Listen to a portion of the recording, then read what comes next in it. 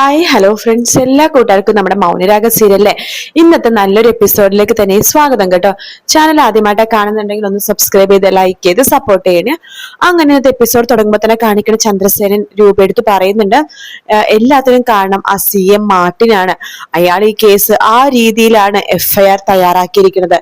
രൂപ പറയുന്നുണ്ട്, എന്നാലും അയാൾക്ക് നമുക്ക് എന്ത് വേണമെങ്കിലും കൊടുക്കാം ചന്ദ്രേട്ടാ, അയാള് എങ്ങനെയും ഈ കേസ് ഒഴിവാക്കി കിട്ടുമോ എന്ന് ചോദിക്കുമ്പോ ചന്ദ്രസേനൻ പറയണ്ട്, രൂപേ ഇയാള് 1 രൂപ പോലും കൈക്കൂലി മേടിക്കാത്ത ഒരു ഓഫീസറാണ് എന്ന് പറയാണ്. അപ്പൊ രൂപ പറയണ്ട്, ഷോ എന്തൊരു കഷ്ടം ഇത്, ആ ഗംഗപ്രസാദ് എന്ന് പറഞ്ഞ ആള് മരിച്ചപ്പോ സമാധാനം കിട്ടിയെന്നാ വിചാരിച്ചത്, അപ്പോഴാണ് ഇപ്പൊ ഓരോന്നൊക്കെ വന്നോണ്ടിരിക്കുന്നത്.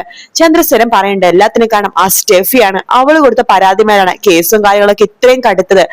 അവളെ എന്റെ കൈ കിട്ടിയിട്ടുണ്ടല്ലോ, അവളെ ഞാൻ ഇല്ലാതാക്കിയിരിക്കും എന്ന് ചന്ദ്രസേനൻ പറയുമ്പോ രൂപ പറയണ്ട്, വേണ്ട ചന്ദ്രേട്ടാ, ഇനി അതിന്റെ പുറകെ ഒന്നും പോവണ്ട, പിന്നെ അത് പ്രശ്നമായി കാര്യങ്ങളായി, എന്തായാലും കിരണിനെ എങ്ങനെയും ജാമ്യത്തിലെടുക്കണം. കിരണിന് മാത്രമല്ലല്ലോ രൂപേ, കിരണിന്റെ കൂടെ വേലും രതീഷും ഇല്ലേ, അവരെ 3 പേരും ഒരുമിച്ച് ജാമ്യത്തിലെടുക്കണം.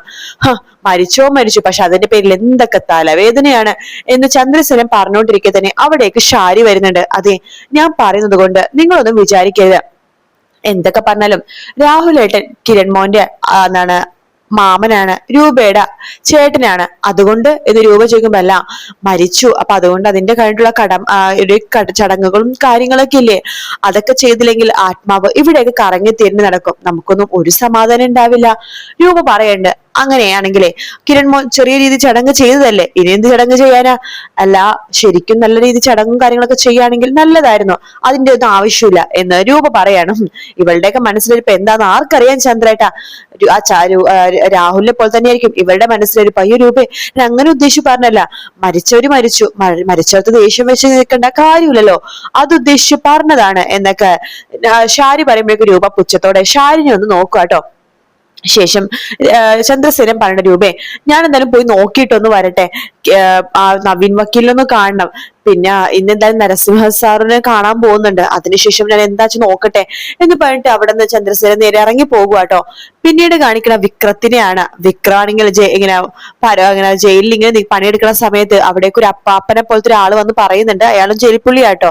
അയാൾ പറയുന്നുണ്ട്, അതെ നിന്റെ അളിയനും 2 അളിയന്മാരും ഊരിലെ പയ്യനൊക്കെ ഇപ്പൊ ജയിലിലായാലോടെ, ആഹാഹാ എനിക്ക് സന്തോഷമായി, അവർക്കത് അങ്ങനെ തന്നെ വേണം, എന്തൊക്കെയായിരുന്നു അയാളുടെ ഒരു അഹങ്കാരം എന്ന് പറയുമ്പോഴേക്കും മറ്റേ പുള്ളി പറയുന്നുണ്ട്, അതെ ഈ ഗംഗപ്രസാദ് ചെന്നൈനെ കെടുകിടാ വിറപ്പിച്ചൊരു ഗുണ്ടയാണെന്ന് കേട്ടിട്ടുണ്ട്, പക്ഷെ ആ ഗുണ്ട വിറച്ചത് കിരണിന്റെ മുമ്പിൽ മാത്രമാണ്, അന്ന് മുതലേ നിന്റെ അളിയൻ കിരണിനെ ഞങ്ങളൊക്കെ ഒന്ന് കാണണമെന്ന് വിചാരിച്ചതാണ് എന്ന് പറയുമ്പോഴേക്കും മറ്റേ വിക്രം പറയുന്നുണ്ട്, എന്തൊക്കെ പറഞ്ഞാലും അവര് ജയിലിൽ കിടന്നല്ലോ, എനിക്കത് മതി, ഇനി 3 പരോൾ ജാമ്യം കിട്ടാതെ പരോളും കിട്ടാതെ ഇതിന്റെ ഉള്ളിൽ അങ്ങനെ കിടക്കണം, എങ്കിലേ എനിക്ക് സമാധാനാവുള്ളൂ എന്ന് പറയുമ്പോഴേക്കും അവിടേക്ക് മനോഹർ വരുന്നുണ്ട്. മനോഹറിനെ കാണുമ്പോ വിക്രം പറയുന്നത്, നിങ്ങൾക്കിപ്പോ ഭയങ്കര സമാധാനം പോയിട്ടുണ്ടാവും അല്ലെ, നിങ്ങളുടെ പ്രിയപ്പെട്ട ആളല്ലേ ജയിലിൽ കിടക്കണത്. അതേടാ, എനിക്ക് കിരൺ സാറിന്റെ വല്ലാത്ത ബഹുമാനവും അഭിമാനവുമാണ്, അങ്ങനത്തെ ഒരാൾ ജയിലിൽ കിടക്കേണ്ട ആളല്ല. പിന്നെ നിന്റെ പെങ്ങളുണ്ടല്ലോ കല്യാണി, അവര് ഇപ്പൊ റിക്കവർ ആയി വരുന്നുണ്ടെന്നാ കേട്ടത്, നീ വിചാരിച്ച പോലെ ഒന്നും നടക്കില്ലടാ എന്ന് പറയാണ്. ഞാൻ വിചാരിച്ച പോലെ നടന്നില്ലെങ്കിലേ നടത്താൻ എനിക്കറിയാം എന്ന് പറയുമ്പോ മറ്റേ ജയിൽപ്പുള്ളി പറയുന്നുണ്ട്, അതെ മനോഹറെ, ഇവൻ പറഞ്ഞത് എന്താണെന്നറിയാവോ, ഇവൻ പരോളിൽ ഇറങ്ങി കഴിഞ്ഞാലേ ചില ആൾക്കാരൊക്കെ കൊല്ലോന്നും കൊല വിളിക്കുമെന്നൊക്കെ പറഞ്ഞിട്ടാ ഇവൻ ഇവിടെ നിക്കണത്. മനോഹർ പറഞ്ഞിട്ട്, എടാ നിനക്ക് നാണൂലടാ ഇങ്ങനെയൊക്കെ നടക്കാനായിട്ട്. ഇല്ലടോ, എനിക്ക് നാണൂല, എനിക്ക് ഒരു നാണവും ഇല്ല, എനിക്ക് ജീവിക്കാനോ ഒരു ആഗ്രഹവും ഇല്ലാത്ത ഒരാളാണ്. അപ്പൊ ഞാൻ മരിക്കണ മുമ്പേ എന്നെ ഈ അവസ്ഥയിലാക്കിയ ആൾക്കാരെയൊക്കെ കൊല വിളിച്ചിട്ടേ ഞാൻ മരിക്കുള്ളൂ. എടോ താൻ ആരാടോ എന്നെ ഉപദേശിക്കാനായിട്ട്? കേരളത്തിനകത്തും പുറത്തൊക്കെ ആയിട്ട് 10-60 പെണ്ണുങ്ങളെ വിവാഹം കഴിച്ച് അവർക്കൊക്കെ കുഞ്ഞുങ്ങളാവുമ്പോഴേക്കും അവിടെ നിന്ന് മുങ്ങിപ്പോണ ആളല്ലേ എടുത്താൻ, താൻ എന്താണ് എന്നെ ഉപദേശിക്കാൻ വരുന്നത്? അതേടാ, അങ്ങനെയൊക്കെ ആയിട്ടുണ്ടെങ്കിലേ അതിന്റെ സാഹചര്യം കൊണ്ടാ, അത് ഞാൻ നിങ്ങൾക്കൊക്കെ പറയുകയും ചെയ്തിട്ടുണ്ട്. പക്ഷെ നിനക്ക് എന്ത് സാഹചര്യമായിരുന്നടാ, ജനിച്ചപ്പോഴേ വായിൽ സ്വർണ്ണക്കരണ്ടി ഇട്ടിട്ടുണ്ട് നിന്റെ അമ്മയും അച്ഛനും നിന്നെ വളർത്തിയത്, പക്ഷെ ആ കല്യാണിയോ മുണ്ടും മുറുക്കി കെട്ടി വിഷപ്പടക്കിയിട്ട് നടന്നുകൊണ്ടിരുന്നത്. എന്നിട്ട് നിനക്കൊക്കെ ജീവിക്കാൻ നല്ല സാഹചര്യം ഉണ്ടായിരുന്നില്ലടാ, എന്നിട്ടും നീയൊക്കെ വഴുതിട്ട് പോയത് നിന്റെയൊക്കെ കയ്യിൽ പോകണ്ട. മറ്റേ ജയിൽപ്പുള്ളി പറഞ്ഞിട്ട്, അത് മനോഹർ പറഞ്ഞ ശരിയാ, നമ്മളൊക്കെ സാഹചര്യം കൊണ്ടാ കള്ളൻ കൊലപാതകയൊക്കെ ആയത്, പക്ഷെ ഇവനെ കയ്യിലിരിപ്പ് കൊണ്ടാ. അതേടോ, നിങ്ങളൊന്നും എന്നെ ഉപദേശിക്കാൻ വരണ്ട, പോടോ എന്ന് പറഞ്ഞിട്ട് വിക്രം അവിടെ നിന്ന് അവരെ പായിക്കാട്ടോ. ആ സമയത്ത് മനോഹർ, നിന്നെ തന്നെ എടുത്തോടാടാ എന്ന് പറയണ്ട, താനും കൂടി വാടോ എന്ന് പറഞ്ഞിട്ട് മനോഹറിനെ വെല്ലുവിളിക്കാണ് വിക്രം. മനോഹർ അവിടെ നിന്ന് വിക്രത്തെ ദേഷ്യത്തോട് കൂടി തന്നെ നോക്കിയിട്ട് അവിടെ നിന്ന് അങ്ങ് പോകുന്നുണ്ട് കേട്ടോ. കാണിക്കുന്നത് നവീൻ വക്കീലിനെയാണ്. പുള്ളിക്കാരി ലക്ഷ്മിയമ്മയുടെ വീട്ടിലേക്ക് വന്നിരിക്കാട്ടോ. ലക്ഷ്മിയമ്മയും പ്രകാശനും കൂടിയിട്ട് സംസാരിച്ചുകൊണ്ടിരിക്കുകയാണ്. ലക്ഷ്മിയമ്മ എടുത്ത് പ്രകാശിനോടും പറയുന്നുണ്ട് നവീൻ വക്കീല്, ഈ കേസ് പൂർണ്ണമായിട്ടും നമുക്കൊരു പഴുതുപോലത്തെ രീതിയിലാണ് ആ FIR തയ്യാറായിക്കണ CA. സത്യം പറഞ്ഞ മറ്റേ നമ്മുടെ ഈ പത്തരമാറ്റിലെ അനുവിന്റെ മറ്റേ അനിയുടെ കാര്യം പിന്നെ ഇടയ്ക്ക് പറയുന്നുണ്ട് കേട്ടോ. അതായത് ആ ഒരു മൂർത്തിമുത്തച്ഛന്റെ കൊച്ചുമകൻ ഉണ്ടല്ലോ അനി, അയാളുടെ കേസ് സത്യം പറഞ്ഞ ഭയങ്കര ജാമ്യം പോലും കിട്ടാത്തൊരു കേസായിരുന്നു. പക്ഷെ ആ കേസിൽ പോലും ചെറിയ ചെറിയ സാധ്യതകൾ അവിടെ ഇവിടെ ഉണ്ടായിരുന്നു നമുക്ക് തെളിവായിട്ട് സഹായിക്കുന്നത്. പക്ഷെ ഈ കേസിൽ അങ്ങനത്തെ ഒരു സാഹചര്യവും ഇല്ല, ഒരു തെളിവും ഇല്ല. അതാണ് നമുക്ക് കുറച്ച് ബുദ്ധിമുട്ടായിരിക്കുന്നത്. പ്രകാശം പറയണ്ട, അപ്പോ വക്കീൽ പറയുന്നത് ജാമ്യം കിട്ടില്ലെന്നാണോ? അങ്ങനെയല്ല, ജാമ്യം കിട്ടാൻ കുറച്ചൊരു പ്രയാസാണ്. പക്ഷെ എന്തൊക്കെ വന്നാലും നമുക്ക് ജാമ്യം മേടിച്ചെടുക്കണം. ഞാൻ എന്റെ കഴിവിന്റെ പരമാവധി ശ്രമിക്കും. പിന്നെ എന്റെ മുത്തശ്ശനുണ്ടല്ലോ, മുത്തശ്ശൻ എന്നെ സഹായിക്കാന്ന് പറഞ്ഞിട്ടുണ്ട്. രാത്രി ഈ കേസിനെ കുറിച്ച് മുത്തശ്ശനായിട്ട് ഡിസ്കസ് ചെയ്തിട്ട് വേണം നാളെ കോടതിയിൽ പ്രസന്റ് ചെയ്യാനായിട്ട്. അവിടേക്ക് കാർത്തിക് വന്നിട്ട് ചായ കൊടുക്കാണ് പ്രകാശിനും നവീൻ വക്കീലിനും. കാർത്തിക് ചോദിക്കുന്നുണ്ട്, അല്ല ഈ CA മാർട്ടിനുണ്ടല്ലോ, അയാൾക്ക് കിരണിനോട് വല്ല ശത്രുതയുണ്ടോ എന്ന് ചോദിക്കുമ്പോ നവീൻ പറയണ്ടേ, അങ്ങനൊന്നുമില്ല. ഈ CA മാർട്ടിനെ കുറിച്ച് ഞാനൊന്ന് അന്വേഷിച്ചായിരുന്നു. പുള്ളിക്കാരന്റെ സ്വഭാവം ഇങ്ങനെയാണ്. പിന്നെ കിരണിനോട് മാത്രമേ കുറച്ച് അലിവ് കാണിച്ചിട്ടുള്ളൂ. അത് കിരണിന്റെ നല്ല സ്വഭാവം അയാൾക്ക് അറിയാവുന്നത് കൊണ്ട് മാത്രമാണ് കേട്ടോ. പിന്നെ അയാൾ അങ്ങനെയാണ്, അയാൾക്ക് ജീവിക്കാൻ നല്ല സാഹചര്യമുണ്ട്, കോടീശ്വരൻ അയാള്. പക്ഷെ അയാൾക്കൊരു പാഷനാണ് ഈ പോലീസ് വേഷം, പോലീസ് യൂണിഫോം, കേസ് അന്വേഷണമൊക്കെ.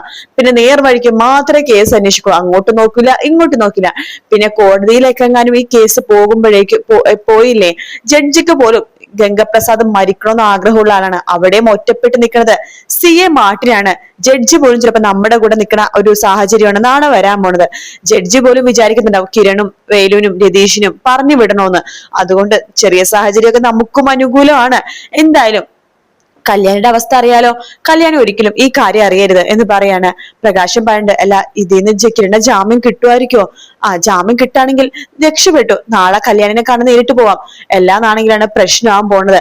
പിന്നെ കിരണും ഈ കൂട്ടരും ഈ കേസിലേക്ക് അകപ്പെട്ടിട്ടുണ്ടല്ലോ, അവർക്ക് വേണ്ടിട്ട് വേറെ ആരെങ്കിലും ഇത് കുറ്റം ഏറ്റെടുക്കുകയാണെങ്കിൽ അയാളെ നമുക്ക് വേണമെങ്കിൽ എങ്ങനെയും പുറത്തെടുക്കാൻ പറ്റും. അങ്ങനെ കിരണിനെ കൂട്ടരെ റിലീസ് ചെയ്യാനും പറ്റും. അങ്ങനെയൊക്കെ ചെറിയ ചെറിയ സാഹചര്യങ്ങളൊക്കെ ഉണ്ട്. ഞാൻ നോക്കിയിട്ട് ശരിക്കും ഒന്ന് വിളിക്കാം എന്ന് ഞാൻ ഇറങ്ങിക്കോട്ടെ. അപ്പോ ലക്ഷ്മി അമ്മ പറയണ്ട്, വക്കീല് ഞങ്ങൾക്ക് ഇതിന്റെ ഇരട്ടി ഫീസ് ഞങ്ങൾ തരാം, എങ്ങനെയെങ്കിലൊക്കെ അവരെ ജാമ്യത്തിൽ എടുക്കണം. അപ്പൊ നമ്മുടെ നവീൻ പറയണ്ട്, അയ്യോ ലക്ഷ്മി അമ്മേ, എനിക്ക് ഫീസൊക്കെ പറഞ്ഞ ഫീസ് മാത്രം മതി, ഫീസിന് വേണ്ടിയിട്ടല്ല, എങ്ങനെയെങ്കിലൊക്കെ അവരെ പുറത്തെടുക്കണമെന്ന് എനിക്കും ആഗ്രഹമുണ്ട്. കിരൺ എന്റെയും കൂടി ഫ്രണ്ട് ആണല്ലോ, ഞാൻ ശ്രമിക്കാം, മാക്സിമം ശ്രമിക്കാം. ഇന്ന് ഞാൻ പറഞ്ഞില്ലേ മുത്തശ്ശനായിട്ടൊന്ന് ഡിസ്കസ് ചെയ്യാനൊക്കെ ഉണ്ട്, അപ്പൊ എന്നെ ഇറങ്ങിക്കോട്ടെ എന്ന് പറഞ്ഞിട്ട് നവീൻ വക്കീല് അവിടെ നിന്ന് അങ്ങോട്ട് ഇറങ്ങുവാട്ടോ. പിന്നീട് കാണിക്കുന്ന കല്യാണിനെയാണ്. കല്യാണിനെ അങ്ങനെ റൂമിലേക്ക് മാറ്റി. കല്യാണിക്ക് പക്ഷെ അനങ്ങാനൊന്നും പാടില്ല, ബ്ലീഡിങ് വരും കേട്ടോ.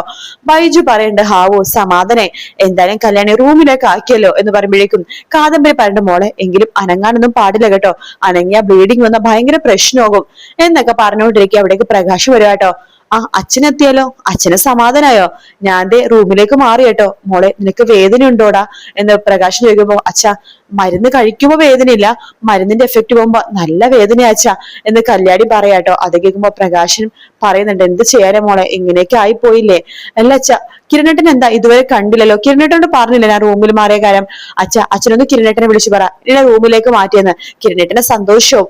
മോളെ ഞാൻ പറയാം, കിരണേ എന്തൊരു ആവശ്യത്തിന് വേണ്ടി ഹരിയേട്ടനായിട്ട് പുറത്തു പോയിരിക്കുക, എന്താവശ്യം? കിരണേട്ടൻ അങ്ങനെയൊന്നും പോവാറില്ലല്ലോ. അപ്പോ നമ്മുടെ ബൈജു പറഞ്ഞ, അതെ കോടിക്കണക്കിന് എന്തോ വിലയുള്ളൊരു പ്രൊജക്ട് എന്തോ വന്നിട്ടുണ്ട് കല്യാണി, അതിനാ വേണ്ടിട്ട് കിരണിനെ തന്നെ അവര് വിളിച്ചുകൊണ്ടിരിക്കുക. അതുകൊണ്ടാ കിരൺ അങ്ങോട്ടേക്ക് പോയത്. അളിയൻ വരും, കല്യാണി വിഷമിക്കാതെ എന്നൊക്കെ പറയാണ്. പ്രകാശം പറയണ്ട, അതേ മോളെ കിരൺ വരും, മോളിങ്ങനെ വിഷമിക്കല്ലേ, അയാള് മരിച്ചു അല്ലേ രാഹുല്? അതേ മോളെ അവൻ മരിച്ചു, ഇനി ഒരുത്തനും കൂടി ഉണ്ട്, നിങ്ങളുടെ നേരെ കൊലവിളി വിളിക്കുന്ന ഒരുത്തൻ, ഞാൻ നെഞ്ചിട്ട് വളർത്തിയ എന്റെ മോൻ, അവനെങ്ങാനും പരോളിൽ ഇറങ്ങിയിട്ട് ഇതുപോലെ നിങ്ങളെ ഉപദ്രവിക്കാൻ ശ്രമിച്ചാ അവനെ കൊല്ലാൻ പോണത് ഞാനായിരിക്കും മോളെ എന്ന് പറഞ്ഞുകൊണ്ട് പ്രകാശിന് അവിടെ നിന്ന് അങ്ങോട്ട് പോകുവാട്ടോ. അതിനുശേഷം കാണിക്കണത് നമ്മുടെ വേലുവിനെയും കിരണിനെയും രതീഷിനെയാണ്. 3 പേരും ജയിലിൽ സംസാരിച്ചുകൊണ്ടിരിക്കുകയാണ്. കിരൺ പറയേണ്ടത്, നമ്മുടെ ഭാഗത്ത് ചെറിയൊരു മിസ്റ്റേക്ക് സംഭവിച്ചു, അന്ന് അവന് മരിച്ച സമയത്ത് നമ്മൾ പോലീസിന് വിവരം അറിയിക്കേണ്ടതായിരുന്നു, ബോഡി മറവ് ചെയ്തതാണ് പ്രശ്നമായി പോയത്. എന്തെങ്കിലുമൊക്കെ ഒരു പോംവഴി ഉണ്ടാവുമായിരിക്കും എന്നൊക്കെ ഇങ്ങനെ പറഞ്ഞുകൊണ്ട് ഇങ്ങനെ ഇരിക്കാട്ടോ. പിന്നീട് അവരെ കാണിക്കുന്ന വീണ്ടും വക്കീലും അതുപോലെ തന്നെ ജഡ്ജിയും എല്ലാരും കൂടി കൂടുന്ന കോടതി റൂമിൽ വെച്ചിട്ടാണ്. കിരണിനെയും വേലുവിനെയും രതീഷിനെയും ഒരൊറ്റ പ്രതിക്കൂട്ടിലാണ് നിർത്തിയേക്കുന്നത് കേട്ടോ. അവിടെ ചന്ദ്രസേനും ഉണ്ട്, കാർത്തികയുണ്ട്. ആദ്യം സംസാരിക്കണത് നമ്മുടെ പ്രതിഭാഗം വക്കീലാണ് കേട്ടോ. അപ്പൊ വേലുവിന്റെ അടുത്തേക്കാണ് വരുന്നത്. എന്നിട്ട് വേലുവിനോട് ചോദിക്കണ്ട്, വേലായുധൻ അല്ലേ? അതെ സാറേ എന്ന് പറയാണ്. വേലായുധനല്ലേ? എന്താണ് വേലായുധന്റെ അമ്മാവനെയല്ലേ ഗംഗപ്രസാദ് കൊന്നത്? അതെ. പിന്നെ ഊരിലുള്ള വേലുവിനെ വിവാഹം കഴിക്കാൻ നിന്ന അമലുവിനെ വശത്താക്കുകയും ചെയ്തു അല്ലേ? കറക്റ്റ് അല്ലേ? അതെ അതെ സാറേ, കറക്റ്റ് ആണ്. അപ്പൊ ആ ഒരു പക വേലായുധന് ഉണ്ടായല്ലേ? അതുകൊണ്ടാണോ വേലായുധൻ ഗംഗപ്രസാദിനെ തലക്കടിച്ചത്? വേലായുധൻ ഗംഗപ്രസാദ് തലക്കടിച്ച കാര്യം പോലീസിനോട് സംസാരിച്ചല്ലോ. ഇല്ല സാറേ, ഞാൻ തലക്കടിച്ചിട്ടില്ല സാറേ എന്ന് പറയാണ്. അപ്പൊ ജഡ്ജി എടുത്ത് പറയുന്നുണ്ട്, ആ വക്കീല് ഇയാള് സമ്മതിച്ചതാ സാറേ, ഇന്നലെ ഇയാളാണ് തലക്കടിച്ചെന്ന്. അപ്പൊ വേലു പറയണ്ട, അയ്യോ സാറേ അതെന്നെ എനിക്ക് സമ്മതിക്കേണ്ടി വന്നതാണ്. പോലീസുകാർ ചോദ്യം ചെയ്തപ്പോ എനിക്ക് വേറെ നിവർത്തിയില്ല, അതുകൊണ്ട് ഞാൻ സമ്മതിച്ചു പോയതാണ്. ഞാനല്ല സാറേ അങ്ങനെ ചെയ്തത് എന്ന് പറയാണ്. അത് കേൾക്കുമ്പോ CA മാർട്ടിനെ ദേഷ്യം വരുന്നുണ്ട് കേട്ടോ. പുള്ളിക്കാരനെ അവിടെ ഉണ്ട്. വക്കീല് പറയണ്ട, അപ്പൊ നിങ്ങൾ ഇന്നലെ സമ്മതിച്ചതോ? അത് ഞാൻ പറഞ്ഞത് സാറേ, ഞാനത് സമ്മതിച്ചു പോയതാണ്, ഞാൻ അങ്ങനെ ചെയ്തിട്ടില്ല സാറേ.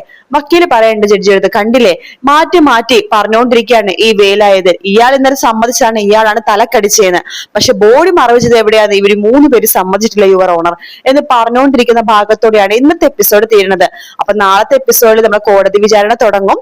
പ്രകാശം വന്ന് കുറ്റമേൽക്കും. അപ്പൊ ആ ഭാഗമാണ് കാണാൻ വേണ്ടി പോകുന്നത് കേട്ടോ. വീഡിയോ ഇഷ്ടപ്പെട്ടാൽ ലൈക്ക് ചെയ്യുക, സബ്സ്ക്രൈബ് ചെയ്യുക, കമന്റ് ചെയ്യുക. മറ്റൊരു വീഡിയോ കാണാം. Take care, bye bye.